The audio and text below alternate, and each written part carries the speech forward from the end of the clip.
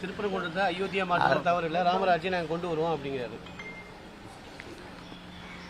வட மாநிலங்கள் வேண்டுமென்றால் அவர்கள் நினைத்த இது போன்ற செயல்கள், இது போன்ற காரியங்கள் ஈடேறலாம். தமிழகத்தை பொறுத்தளவில் நான் பலமுறை சொல்லியதுதான், ஜாதி மத இன மொழிகளுக்கு அப்பாற்பட்டு நடைபெறுகின்ற ஆட்சி மாண்புமிகு தமிழக முதல்வர் தலைமையில் இருக்கின்ற திராவிட மாடல் ஆட்சி. அவருடைய கனவு பகல் கனவாகத்தான் இருக்கும். இந்த மண் திராவிட மண், ராமானுஜர் வாழ்ந்த மண். ஆகவே இங்கே மத ஒற்றுமை, மத நல்லிணக்கம் பேணி காக்கப்படும்.